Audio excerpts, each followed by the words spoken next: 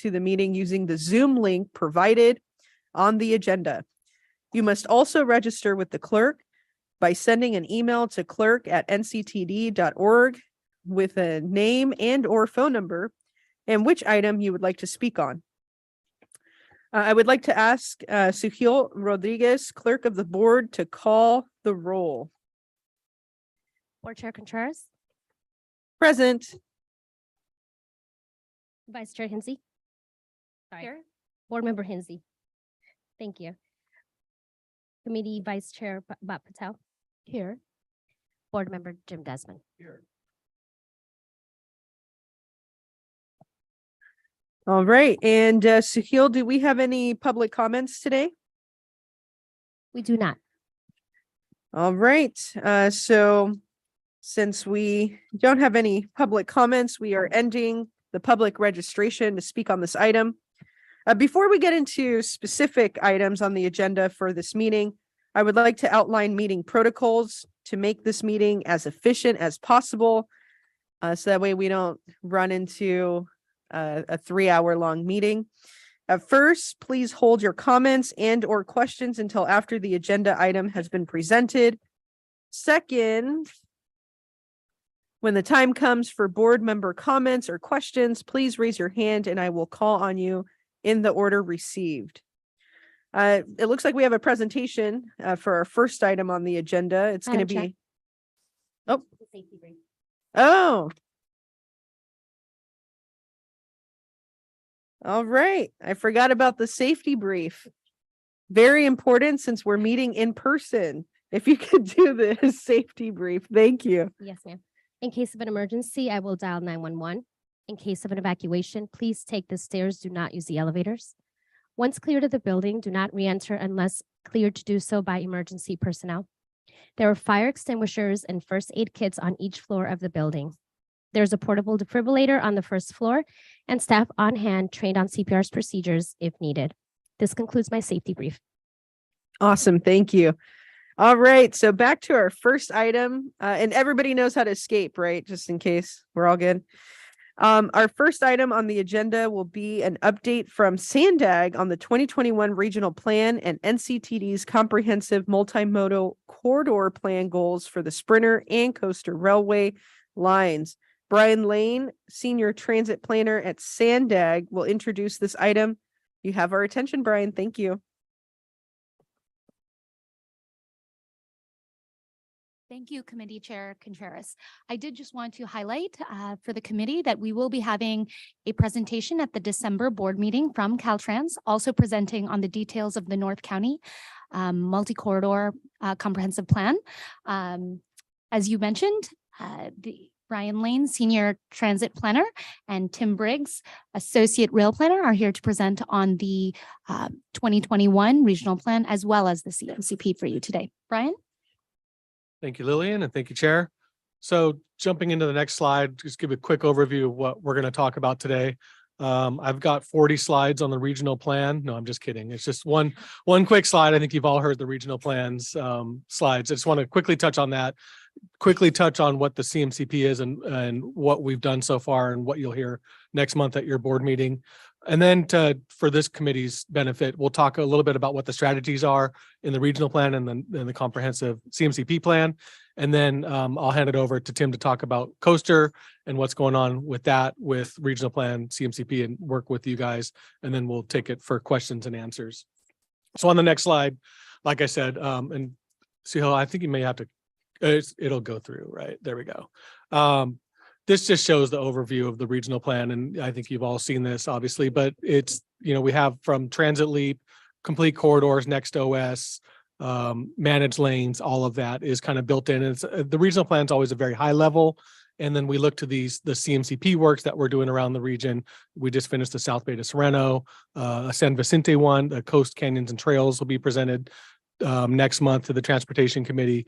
And then the one I'm working on is the North County CMCP. It actually starts diving a little more into the weeds and looking at things from the regional plan and then working closely with the city planners, engineers, and transit staff on what kind of things out of the regional plan do we really want to focus on short-term, midterm, long-term, trying to work on. So next slide shows that CMCP role in transportation planning and implementation.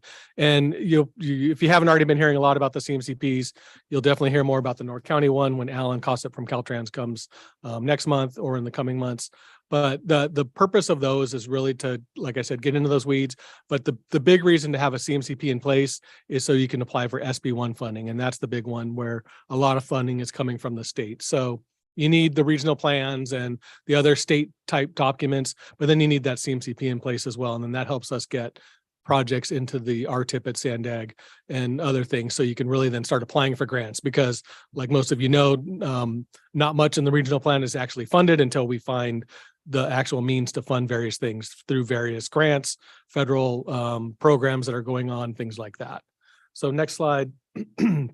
The CMCP work that we did over the last 2 years has been developed collaboratively. Each of the cities in the North County area had staff on it. We've briefed city managers from those and a few of the electeds, and we'll be doing a lot more briefings with those who we've put out requests. Hopefully, I think to a lot of you folks as well, if you want to get more briefed specifically just with yourselves. But the collaboration was pretty massive over the last couple of years.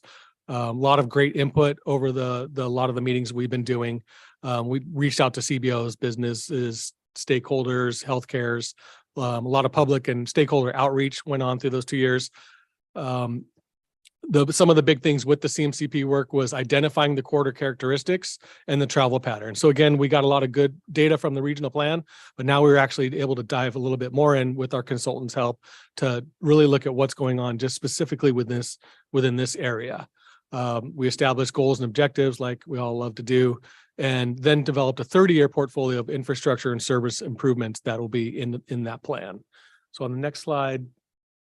So what came out of the CMCP work, and this is a sneak preview. It hasn't been presented to the Transportation Committee yet or anyone officially, but this is some of the sneak previews of what you'll see in the coming months as we roll out this draft plan.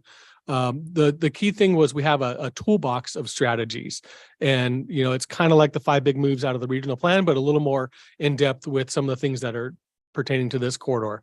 Like we've broke out Transit Leap into both Sprinter and high frequency core rapid and commuter services, based off a lot of the work with the folks at NCTD and their transit planning staff. There's the regional smart highway capacity management, which is now trying to, that idea of smarter next OS, working with complete corridors to make the roads again smarter. That's also with the smart arterials and intersections. Active transportation network really worked closely with the cities in this region to understand what it is they're already planning and then what future things we could actually provide some details on. And then a few of the others, but the key ones that I think you are most interested again are the rapid and the Sprinter improvements. And I'll dive into the Sprinter ones, particularly because of this committee's work. On the next slide. So taking those strategies in the CMCP work, we kind of focused our areas into 3 types of programs. Mobility hubs, again, that's coming out of the regional plan, but there's already this idea, as we were talking with the planners and engineers from each of the cities up here, they've already all started developing mobility hub type programs with the TOD work you're doing or other things. You're already starting to plan that infill and then trying to provide transportation within that. So we have those zones, but we realize that that's an important part of the transportation network within that. Mobility boulevards are the arterials, local streets and roads that connect from the smaller hub type areas to the regional spines, which is our 3rd big one, which are the 3 or 4 essentially big spines of the 5 on the west side, the 15 on the east side, 78 and the 76 connecting between, and the Sprinter is also considered one of those spines connecting across the middle. Lausanne wasn't a big part of this particular CMCP because the NCC work that Alan Cossip has been working on with Caltrans is already in place and working, the construction on the 5 and the work on Lausanne, the double tracking and all that is already kind of that. So we focused more on the 5 and east towards Escondido as part of the CMCP work. Next slide. So this, the strategic anchors was kind of the focus of our plan as well. And with the regional spines, like I mentioned, you have 78, 76, and Sprinter. The boulevards are mostly we found the arterials north-south are kind of what are feeding into the 78 They either add or subtract from the traffic on the 78. We found a lot of drivers in this area aren't really taking the 78 from all the way from end to end. They're hopping on parts of it to get generally from the north part of the 78 to the southern part of 78 or vice versa. So when if the arterials can be improved and smarter, they may not have to hop on the 78 and cause that congestion there, or vice versa. If the 78 is improved, they may not have to hop off onto the arterials and cause congestion there. So working on those three. Next slide. So just a quick roll-up summary by the five big moves from the regional plan with this CMCP. Capital costs range from around $5.5 billion. The operating costs for transit and for the complete corridors is about $3 billion. The transit leap has about $1.7 billion in there, and that's mostly Sprinter and Coaster work, as well as new rapid routes that would be built in this corridor. And the flexible fleets, there's some dollars in there as well. And then mobility hubs, both capital and operating dollars in that one. So next slide, our high level proposed results over 30 years out of the CMCP work with the 48 projects and programs. We're hoping to increase transit ridership to over 140,000 on an average weekday, doubling the access to jobs and housing and education within 30 minutes via transit. I think that was similar to what was in the regional plan, but we were able to provide a little more detail with this work and up that number a little bit. Reducing the total travel time people travel by 15 minutes, a 22% reduction. So that was one of our key goals with this is being able to reduce people's travel time, whether it's even in the auto or via transit. And then focusing the new jobs and residents within the city's existing activity centers and the CMCP plan mobility hubs and zones. So jumping in on the next slide, specifically to help with this committee's work, the Sprinter strategy is one of those projects and programs in there. Working with the folks at NCTD and the plans that they have currently, we've further developed what was in the regional plan into what's in the CMCP work. Out of the regional plan, there were 6 grade separations planned. Through this work, we're proposing 3 more to be added. And I have a list of those if you're interested in knowing about those, but I think you're going to be hearing more about that later today as well. Some double tracking to get the frequencies up at some point is part of the main thing. We're looking at maybe increasing frequencies on the ends in the short term, and then providing overall end-to-end frequency increases in the more mid to long range term. But again, working with NCTD and what kind of grants we can get sooner than later, we'll continue to develop that concept and get more into the weeds on that. So with that, that's Sprinter, and I'll hand it over to Tim to talk about LoSAN. Yeah, thank you, Brian. So when we think about the coaster as part of the LoSAN corridor, this is the rail corridor that runs in Southern California from San Diego to San Luis Obispo. And so our planning includes both the coaster as well as the intercity and freight rail that's on the track. And our priority is increasing capacity on the corridor to really maximize this regional effort or regional asset. So this means both short-term priorities, solving problems such as doing bluff stabilization projects, as well as creating long-term resiliency and capacity through double tracking the full San Diego section by 2035. And when SANDAG does a double tracking project, we improve the safety of any at-grade crossings to the latest standards. So this is a detailed view of all the projects in the San Diego section, subsection of LoSAN corridor in the 2035 timeframe. So showing as well as kind of an overall big picture look at the progress towards the double tracking. With our completed projects, we don't have a lot of construction projects at the moment. We do have the recently completed El Portal undercrossing. We have several projects that are in final design. This is mostly a lot of replacements of some of the aging bridge infrastructures like the San Luis Rey River Bridge and the Bariquitos Lagoon Bridge. And then we have a lot of projects that are in planning, such as the Carlsbad Village Trench, which is a double tracking project in Carlsbad Village with grade separation as well. And then in terms of meeting sort of the long range, sort of 2050 vision of the regional plan and this idea of a transit leap, we're currently working on a regional rail alignment study that's really reimagining the corridor for these improvements, significantly reducing the travel time from Oceanside to downtown San Diego, enabling increased frequencies, as well as providing more service throughout the day. And a real key component of that process and a part of that study is developing the alignment alternatives for the Del Mar Tunnel and the Miramar Tunnel that will enable the increased capacity, frequency, and more improved travel times. So I know that folks might have more specific questions about projects, so I want to leave it for questions and comments. All right, thank you so much for the presentation. Suhail, do we have any public comments for this agenda item? No, Madam Chair. All right, so at this time, we are ending the public registration to speak on this item. Are there any questions from the board? Yes. Thank you, Chair. And thanks for the presentation. I think, Brian, you mentioned you wanted to increase North County riders by 140,000. Is that 10%? Is that 20? Where is that number? What's it compared to? What's that? I have no idea what that means. It's increasing to 140,000 we by 2050 as well. I don't have our 2035 projected number out of the model. Today's ridership in North County, I'm not 100% sure of. Pretty low. It's probably more in the 50,000-ish range, I believe, for if you include Sprinter, all the NCTD buses as well as Coaster. Average Okay. weekday. Average The weekday. region's daily ridership, and this was pre-COVID, was about 350,000 riders a day for That's for the whole all of county. San Diego. And MTS takes up obviously most of that, about 300-ish, 280, 300. Okay, so roughly about 50, and you want to get to 140, so about a 3 times increase. Yep.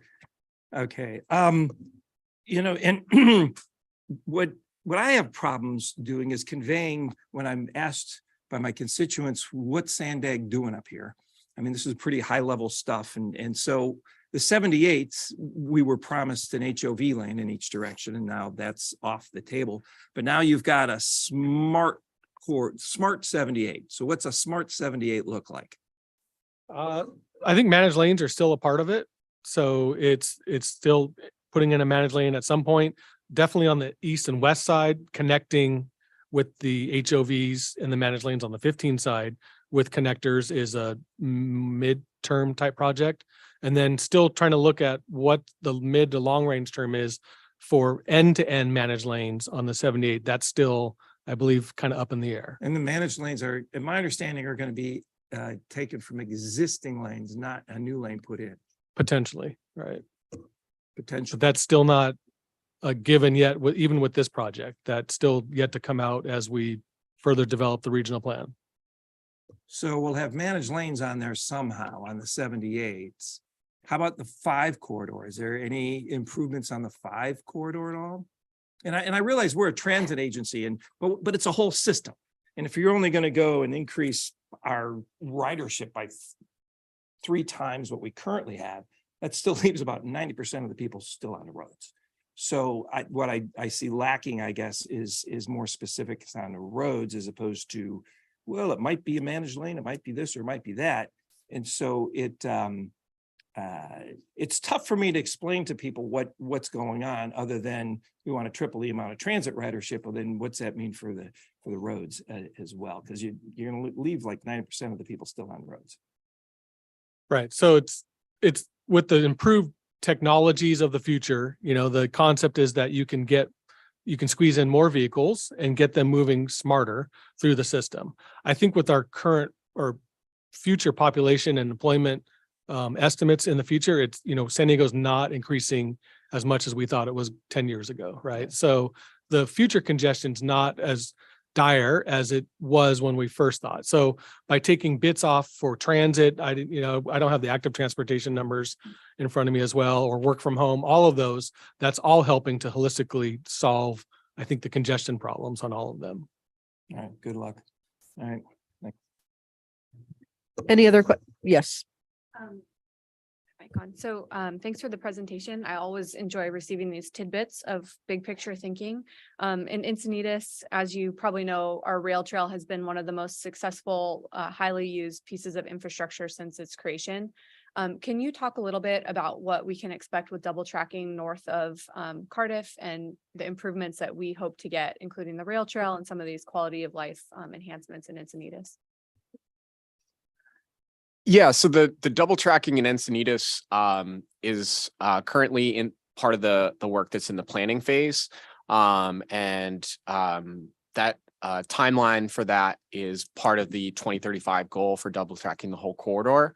There have been some initial studies about alignments for the coastal rail trail that are identified, but it's a project that's part of the funding assumption for the regional plan, but for which there's not any allocated funding source at this time. And I'll just go, I say any opportunity that I have, but we're really hopeful that the rail trail will be built on the east side of the tracks because we have our own city project, the streetscape, that's created an informal path on the west side. So we're hoping to get some drainage improvements and east side alignment on the rail corridor. Right. Yeah, exactly. And so the initial planning work, which I think dates back to 2019, it, identifies the need for improvement for drainage, the double tracking and the rail trail. And so that creates constraints. Definitely any type of future planning would build off of that work as well as incorporate, the input that you're providing from the city perspective.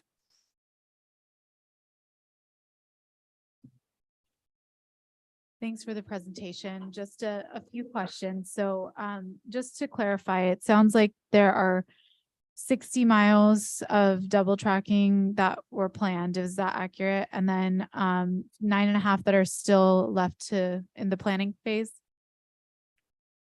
Yes. Okay. And that's on track for completion by 2035. That's the schedule from the regional plan. Yes. Okay. And I know you mentioned the Carlsbad Village Trench. That's a conversation that as a Carlsbad representative that I know we've been having since I've come on board and even prior to that. Obviously costs around that have astronomically increased given that, inflation and all those other things. But in terms of where we were at, 4 years ago and where we're at now, and obviously us not having any finances associated with that just yet, I was just curious where we're at in terms of planning for that, because I know we get questions around that as well. And I know Sandag's the lead agency on that. And then of course, we're also tag teaming. So just curious where we're at with that, since I know we'd love to be able to move forward with it. We just need the money, so yeah. Exactly. You hit the nail on the head there with the holdup, which is related to funding. So one thing that is another planning effort in the low sand corridor and sprinter corridor actually is a study that's called Sandria. And this is a grant from the Build America Bureau to establish a regional infrastructure accelerator. And the idea is to look at these very expensive capital projects and try to find better ways to finance and deliver those projects. And so Sandag was awarded that grant from the Build America Bureau in February 2022. And we have just kicked off work with that study. We just held a peer review panel with Lillian and some folks from NCTD and Carlsbad were very active in those discussions. And so that study is going to be about a year. So the results will be issued probably by the end of next year and in 2023. And the outcome of that study is to develop a strategy for financing and delivering all these capital projects in the rail corridor. Because as we know, funding is the major constraint for delivering these projects. And so this is a kind of a way to really hone in on that using other methods besides the local or the measures that are in the regional plan.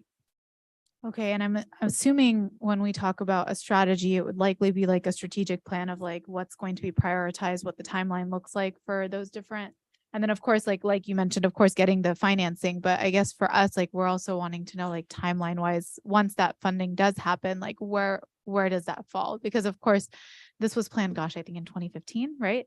If I'm not mistaken. So we're like, what, almost 8 years out. So like from that perspective, just wanting to understand, like, I know we actually shifted from like goal setting to strategic planning as a city. And so I was just curious, like, for these, I guess, infrastructure projects and CIPs, like what can we do in order to at least get something in terms of like a timeline? Even though, yes, I understand the financing piece is like the huge aspect of it, but at the same time, like, as we are obviously representatives for our constituency, like, how do we then communicate to them, like, okay, this is like, obviously I hear 2035 for like the double trenching, but like when we're talking about other projects, like, how can we then go back and say, you can hold us accountable if it's not done by X date, right? So I was just curious on that front, given that, what was it, 335 million, if I'm not mistaken, for the long trench, and like 230. Yeah, it's a lot more now. That's what it was in 2015. So I think that's kind of where, for me, I've always struggled with that one, for instance, right? So I'm throwing it out there just from context, because like, I think it's so important to talk about it. I think it's a great idea, but if it's going to cost that much money and we don't know where it's coming from, that's the hard part, right? So that's the only part that I just wanted to like flag for all of us. I think we should have done it before I was born, like in the, when Solana Beach might have done it. But I think that's the part where we might have fallen short on not doing it at the time that we should have when others were doing it, right? So obviously we're doing it now, and it's a lot more expensive, but that's kind of where I wanted to figure out, like, okay, and it sounds like there's a financing plan, but I'd love to hear, like, okay, well, how else do we get it done? And how do we make sure that the other agencies, like ourselves, can actually bring the other resources to the table? Because obviously all of us are going to go through the same cycles of like, okay, potential shortfalls, deficit, all of that stuff. So I just wanted to throw that out there as just a thought process. But Yeah, I think what I would add, I don't anticipate that there would be major changes to the timeline, because the regional plan already did a really thoughtful sort of analysis of understanding when projects are, what's the time that it takes to deliver, a very complex infrastructure project like the long trench through Carlsbad Village. And so the study is less about looking at developing or improving the timeline, but looking at the existing timelines and seeing which are wholly dependent on funding, and to see, can we either meet or improve those timelines through an investment or project delivery strategy. yeah, and for us, we also have a measure in place that if any capital improvement projects above $1 million, we have to go to our voters, right? So like for us, it would most likely take a little bit extra time once there were federal or state funds secured. It would take us a little extra time as well. So an interesting conversation. I know this is something that keeps coming up for us, and definitely something that came up during our strategic planning. And so I just wanted to flag that we're interested. We'd love to hear more. I think, obviously we're like about 8 years in since that conversation. And I think whatever we can do to like get clarity, it sounds like we're trying to, that would be great. So yeah, thanks. And I was talking with your staff. They participated in some workshops that Build America Bureau hosted just last week in San Diego. And I think probably something like, when you're talking about timelines, is really start to do some near-term work on the environmental and getting funding the environmental phase. I think that could be sort of like a short-term win that can move that project forward. I mean, it's not the big lift that we need to build it, but it starts to make it a reality as you sort of move from planning into the construction phase. awesome. Thanks. Any other questions? Just a comment. Yes, please. Well, and I know money is kind of what we're all looking at, and everybody wants to know, when's this going to happen? And so we can talk to our constituents. And this isn't aimed at you, Brian or Tim, but overall as Sandag, the trust and credibility just isn't there. The fact that my constituents are still paying for promises of the past. They're paying for that now, and they're going to be paying till 2048. And then Sandag comes and says, now we want more money, when the promises had, perhaps if promises of the past could be interwoven into this new plan. That would be helpful, but I think it's gonna be a tough hill to climb, getting any dollars based on the credibility and trust of Sandag by making promises previously and then not carrying them out. Sorry, that was it you, but that's your organization at the whole. Thanks. All right, and I guess it's time for me. So I want to go way back to the beginning where we're trying to secure SB1 funding and other state and federal funding. What is required of us at View at Sandag in order to secure SB1 funding and other state and federal funding? So for the SB1 in specifically, you need to have a CMCP in place for that area. So I think annually they have the grant application process and you're competing statewide for those. And so that's been a lot of the purposes of the CMCPs is to really work with the cities, the transit agencies, and then the region to bundle projects together to compete statewide. Because it's you're not given dollars, it's not apportioned, you have to, compete. So it's having that in place and then finding the right grants to then apply for and compete for and hopefully win. Okay, so we have CMCPs. Do we also need to have a regional plan that's approved by CARB in order to secure SB1 funding? Correct. And currently we had a plan that was approved by CARB. So we were in the clear, but with the amended 2021 regional plan, we currently do not have a CARB approved plan. So my question is that we're in a serious issue here where SB1 funding and other state and federal funding could really be at jeopardy if we do not have a CARB approved plan. Is that correct? That would be correct. I believe we still have an approved plan though at the moment. So we would Okay. fall back on the approved 2021 regional plan that CARB approved in August of this year. Right. If the plan, the amended plan that moves forward, that Sandag is spending another $1.5 million to try and get approved to do all the new modeling and whatnot.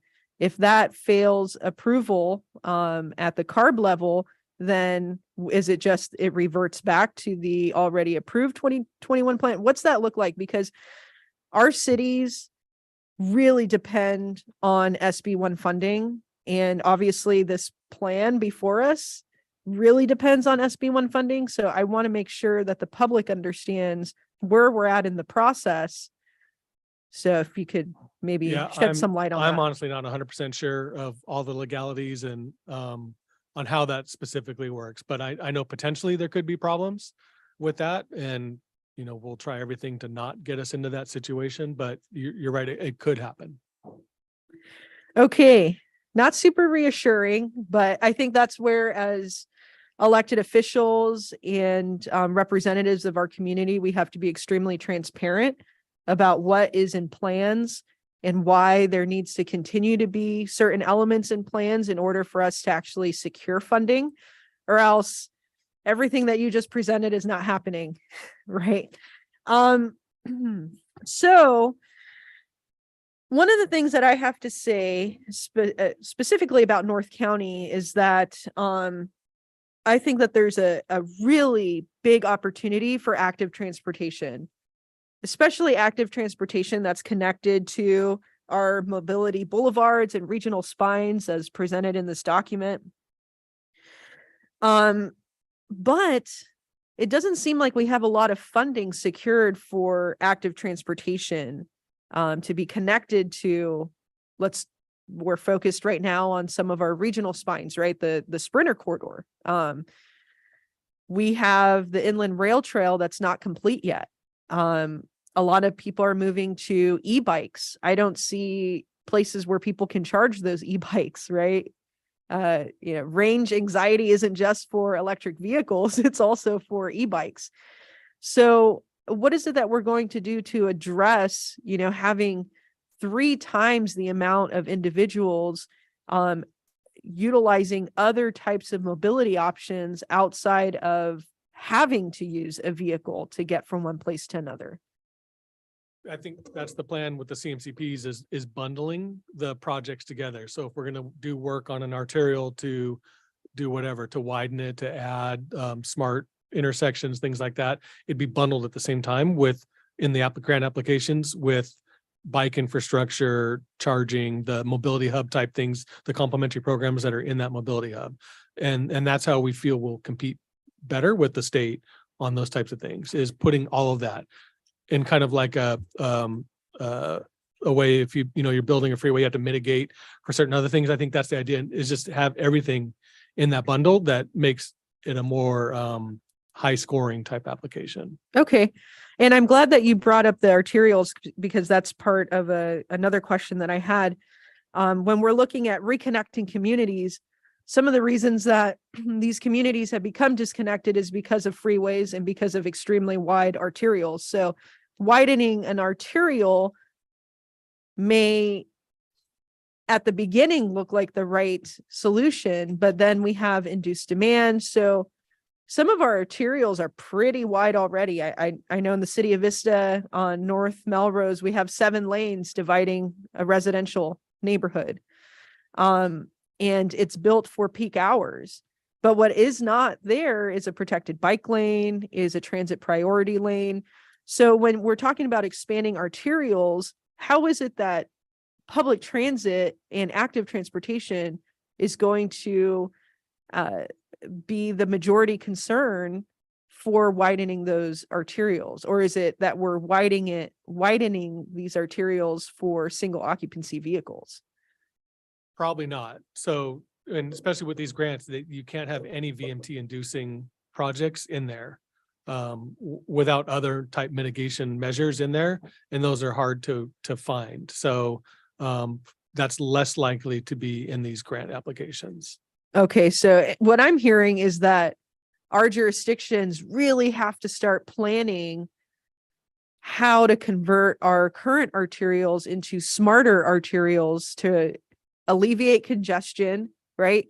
Connect jobs with less congestion, right? Different resources with less congestion, with more mobility options. So I think it would really behoove us to advocate at our jurisdictions and across the region to start thinking in that way, where there are opportunities to widen, looking at, hey, how can we do that for active transportation purposes, for transit only, priority lanes.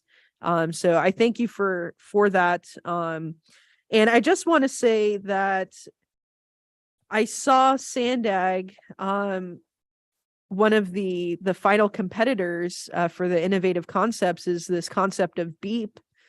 I think that's actually might work really well in North County if we could have some kind of collaboration. But again, we have to, as cities, be really smart and figure out how to connect our resources on roads that are posted 35 miles per hour or less to be able to have some of these electric autonomous vehicle style connectivity. So hopefully, I know here at North County Transit District, we're going to be advocating and pushing forward for the different jurisdictions within North County Transit District to take a look at what menu of options we have to make our buses faster, right? They're not going to be going 100 miles per hour, but they won't be stuck in traffic, hopefully, which makes them a lot more competitive to single occupancy vehicles. So I really thank you for this presentation. Lastly, I want to say, if we do want to increase ridership, we need to absolutely continue our youth opportunity program. We have seen that the youth opportunity program has like 3 times the ridership for that category. And if it were to be permanent and then extended to 24 and under, I'm sure we can get to the goal that we have here at Sandag much easier for 2050. So thank you so much. I don't know if there are any other, we have another question. Yes. Just one there. On the page with North County Hub, Encinitas isn't one of the cities that's pointing towards it.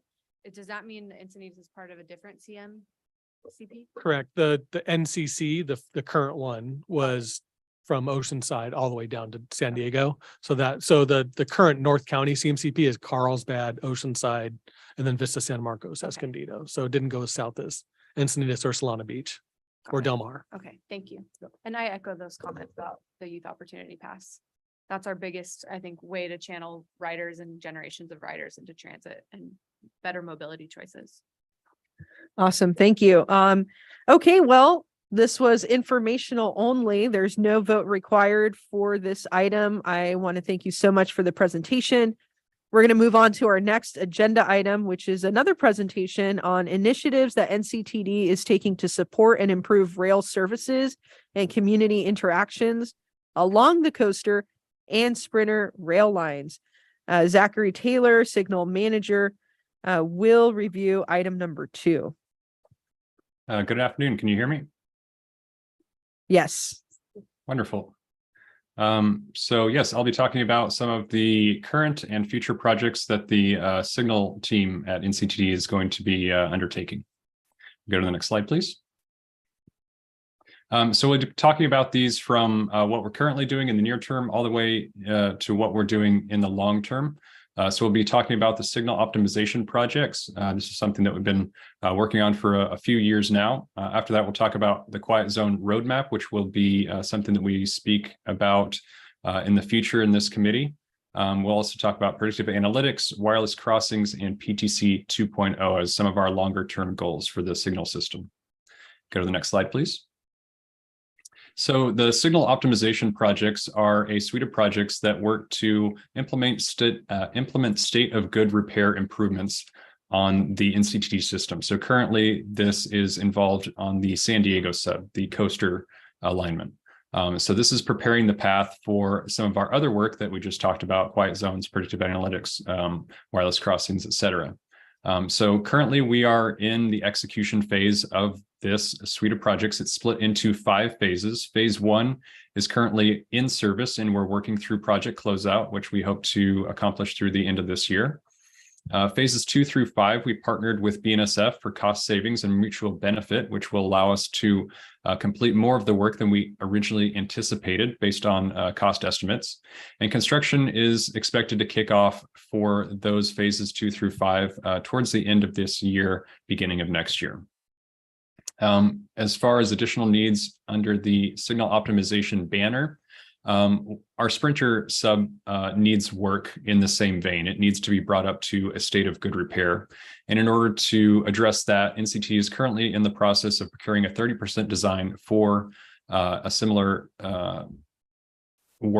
type work on the Sprinter system. If we could go to the next slide.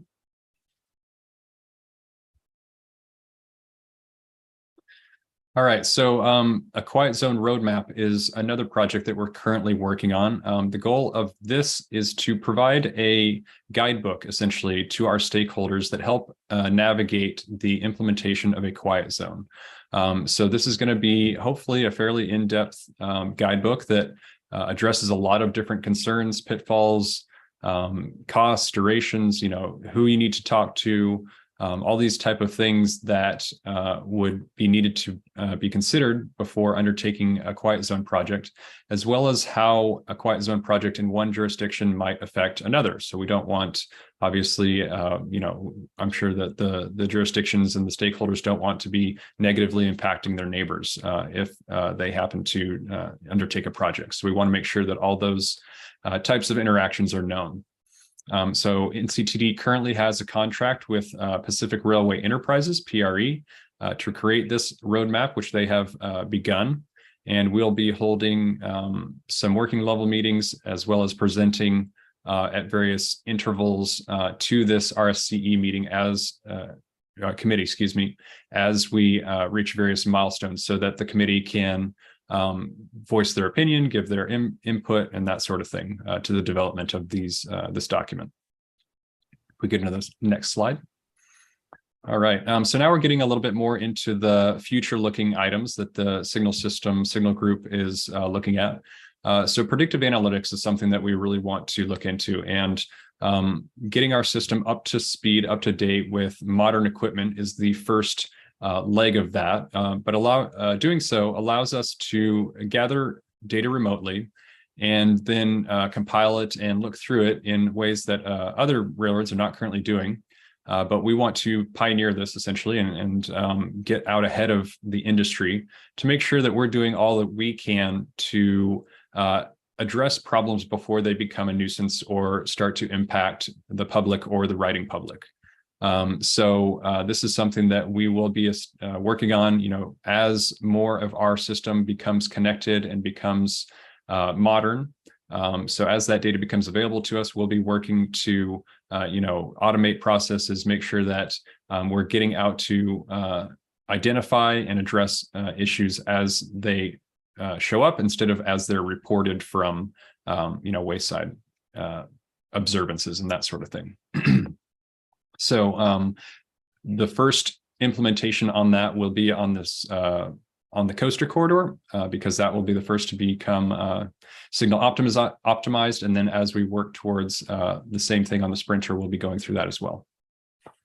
All right, so wireless crossings is a promising developing technology that NCTD is looking to start evaluating here in the near future. So wireless crossing technology is something that's been developed very recently. It's not fully developed at this point. It's continuously undergoing new developments. And one of the major issues right now is that it's not fully approved through the regulators. So that's one of the roadblocks that is preventing a quick implementation of this technology. But NCTD intends to do a demonstration of this technology. Our aim is to get this going next year.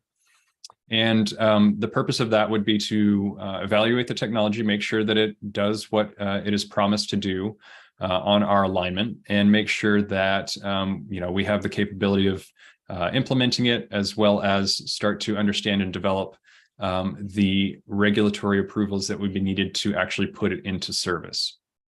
So if we can go to the next slide, I can describe a little bit how exactly it works. So the purpose that NCTD, the use case for NCTD for the wireless crossing technology would be what's called near-side station stop. So this is in Google Maps overhead view of the Carlsbad Village Station. And this represents one of the use cases. So if you can imagine a train coming in southbound into make a station stop at Carlsbad Village Station, you'll notice that Grant Avenue is just beyond that station, just a few hundred feet beyond that station. So what happens with current technology is the technology cannot tell the difference between a train that intends to stop at the station and a train that intends to bypass the station at speed. So it has to, in order to behave as safely as possible, activate the crossing. Well, when a train intends to stop at that crossing, what you get is a unnecessary activation. So the train is coming in at speed, it's decelerating, but the crossing needs to make an activation anyway. It's not until that train makes a complete stop and has time for the equipment to recognize that stop and allow for a timeout that the crossing can deactivate and then reactivate again before the upon the departure of that train. So what you get is an unnecessary activation that obviously, holds up traffic, pedestrians, that sort of thing. And wireless crossing technology would eliminate that unnecessary activation, because it would be tied in with the PTC system, the dispatching system, in which it could determine which trains are intended to pass through and which trains are intended to stop. It could prevent those unnecessary activations. So if we go to the next slide. So we've done a little evaluation on what the potential improvement could represent on that. And essentially what you see in this graph is that about 12% of our activations at a crossing that would be impacted could potentially be eliminated by this improvement. Now 12% may not sound like a whole lot, but this currently represents approximately 23.5 minutes on a given day, which, is not insignificant. And then looking into the future at potentially higher traffic volumes, this could go up to, potentially a 35, almost 36 minute average warning time saving if this were implemented. If we go to the next slide. So that is what we have in store and what we're planning as far as projects for the NCTD signal system. I would welcome any questions you may have. Thank you so much for the presentation. And Suhail, do we have any public comments for this agenda item? No, Madam Chair. All right, so at this time, we are ending the public registration to speak on this item. Are there any questions or comments from the board? All right. Looks like there are no questions or comments. I appreciate the presentation, and I think any kind of technology that can make our crossings a lot more efficient is much welcomed. So thank you so much for reviewing that with us. And at this time, we have one more. There's no vote required on this item. By the way, it's informational only. The last item on our agenda will be an overview of NCTD's grant application submission to receive funding for a grade separation project in the Buena Creek Station area. Mary Dover, Governmental Affairs Officer, will review item number 3. You have the floor. Thank you. Good afternoon, committee, and I'll be very quick in the interest of time. Next slide, please, Suhail. So just as a primer, grade separation has been on NCTD's mind for a while. In 2001, NCTD initiated a grade separation study along the Sprinter corridor. Next slide, please. So as part of that, the Buena Creek Rail Safety and Community Enhancement Project, as Chair Contreras mentioned, NCTD just applied for design funding for. The project would eliminate 3 rail crossings in the Buena Creek area, 2 highway rail, which just means where the rail crosses a road, and 1 pathway rail, and that's the pedestrian crossing at the Buena Creek station. It also includes multimodal improvements. We've been in discussions with the county on improving walkways, for example, leading up to the station, and possible improvements to the inland rail trail. The benefits of this obviously is improved safety. By increasing the flow of traffic through the elimination of these crossings will reduce emissions and increase accessibility to transit and others. Next slide, please, Suhail. One of the benefits also of grade separation in Buena Creek is that it'll afford double tracking in the area. Right now, this slide is just to note that there are 2 remaining single tracked sections of the Sprinter corridor as designed or as studied in the Sprinter corridor service improvement project. So if we do this grade separation, then it would just leave the 1 remaining segment of double track that would need to stay double tracked through the project. Next slide, please. So going back to the Buena Creek Rail Safety and Community Enhancement Project, the design cost was $4 million, and NCTD applied for funding for $2 million from the Federal Railroad Administration, and NCTD would locally match the remaining $2 million. The pending application for this design funding is through the Railroad Crossing Elimination Program. Also, as Brian touched on, this project, grade separation in this area is included in the Comprehensive Multimodal Corridor Plan. Next slide. And so these are just some of the other ones, as Brian mentioned, that are included in the CMCP. The planned ones were included in a previous iteration of the Sandag Regional Plan, and then the proposed ones, and as you can see, Buena Creek, the Santa Fe and York Drive are also included in the Buena Creek Rail Safety and Community Enhancement Project. Those were included in this CMCP. Next slide, please.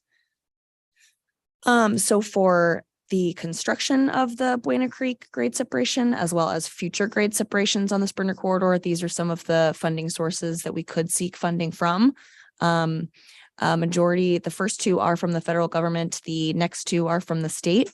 And then I also just wanted to mention the pilot program for transit-oriented development planning. In some cases, grade separation at stations and at certain crossings can actually pave the way for development in the area. So as we look at some of the grade separations a little bit further, there might be opportunities for TOD in specific areas. Next slide, please. And that's it. I'll answer any questions that you guys might have.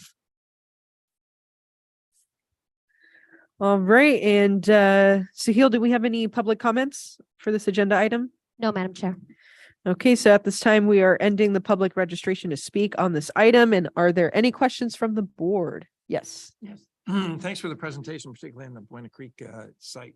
Do you, when you mentioned those other funding sources, were those for the design or for the construction or both, or what? I don't know if that was just for design or not. Most of them could be for either. A lot Okay. of the times, especially with federal grant applications, they'll have a set aside for planning. Okay. For Buena Creek, we, unless this and it's possible that the grant application is unsuccessful, we could go back for design funding. But we could also do construction for some of those sources as well. So you know, I guess the trail and the roadways that would be, I guess, those crossings would be eliminated. So I'm assuming this is an overhead grade separation.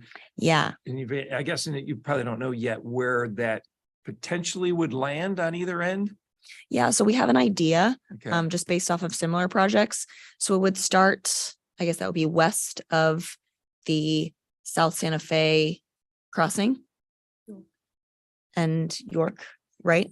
And then it would go all the way to the Buena Creek station. The Buena Creek station would be raised and then it would come back down after that. Then is there elevators or what's in place on the raised stations? I mean, to get passengers, is it, I guess they have to have elevators in them? Just Right. for There would ADA? be ADA, Okay. it would be an ADA All right. compliant. Yeah. Well, as soon as you know, and maybe you already have, but share that information with the county because I'm pushing them to try to make that area so it is amenable to housing and affordable housing. So Yeah, we thanks. definitely will share. Any other questions or comments? Okay, so it's my turn. I just have a few.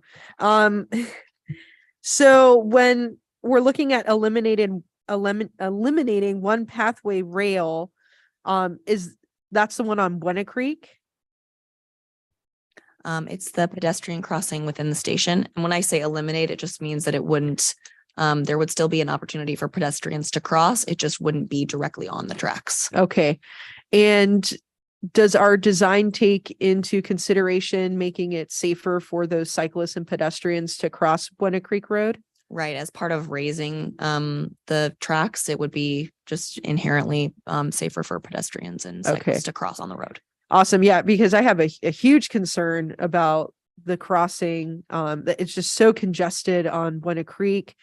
And the only real safe time to cross is when the cars aren't moving, but not everybody pays attention to, you can't, make a right-hand turn when it's red. So I just want to make sure that, the inland rail trail is beautiful. It's actually paved there. You have the really beautiful bridge to the east side of the Buena Creek station, and then kind of like a flatter part of the inland rail trail to the west of that. And it just is really disconnected at this point. So being able to increase the pedestrian cyclist safety there. If we want to increase ridership, we need to make sure people are safe. And so my understanding, when you say that it's going to be raised at York and then to Buena Creek, how long is that? Like a half a mile? 3/4 of a mile? It's approximately 1,000 linear feet. Okay. Awesome. Yeah, that would be great. So thank you so much for the presentation. I have one last question. So when we're looking at TOD on NCTD property, are we also looking at making sure that it's deed restricted affordable housing up to 120% AMI? So as we go out for the RFPs with the Sprinter stations and all of our TOD opportunities, we are working with the cities to comply with the local city mandates and requirements. We are not placing those directly as part of the RFP, but we're working with the city to ensure that affordable housing is considered.